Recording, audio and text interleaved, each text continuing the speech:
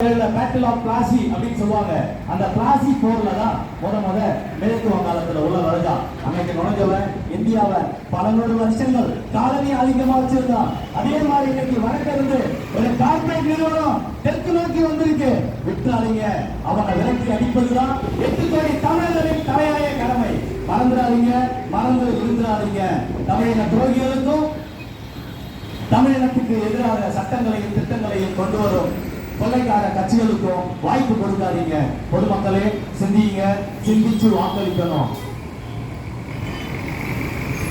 இப்ப சொல்றோம், கொஞ்சம் தெளிவா கேளுங்க. யூபி உத்தரப்பிரதேசத்துல இந்த வருஷம் எவ்வளவு ஜிஎஸ்டி வரி வசூல் பண்ணாங்க அப்படின்னு பாத்தீங்கன்னா 18,880 கோடி.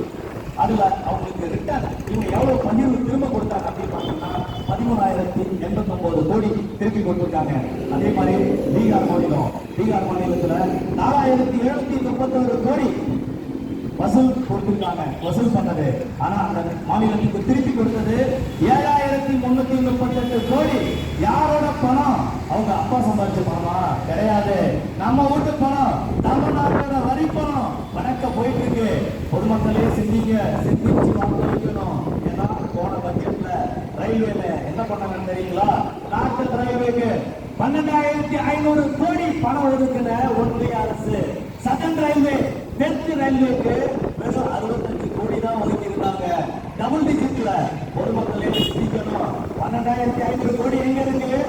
65 கோடி எங்க இருக்கு? இந்த தமிழினத்துக்கு துரோகம் செய்யும் அந்த பாசிச பாஜகவை வேறெடுப்பது 8 கோடி தமிழர்களின் தலையாய கடமை. மறந்துடாதீங்க, மறந்து இருந்துடாதீங்க, வாய்ப்பு கொடுக்காதீங்க. வடக்கிந்திய கம்பெனி உள்ள வரதுக்கு, வடக்கிந்திய கம்பெனியை ஓட விரட்டுவது ஒவ்வொரு தமிழனின் தலையாய கடமை.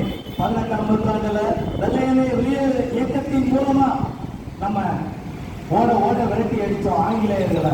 அதே மாதிரி இன்னைக்கு வடக்கனே வெளியேறு அப்படிங்கிற ஒரு இயக்கத்தின் மூலமா நம்ம இந்த வடக்கிந்திய கம்பெனியை ஓட விரட்டி அடிக்க 8 கோடி தமிழர்களும் ஜாதி மத பேதங்களை மறந்து தமிழ் தாயின் பிள்ளைகளாக ஒன்றிணைந்து போராட வேண்டும்.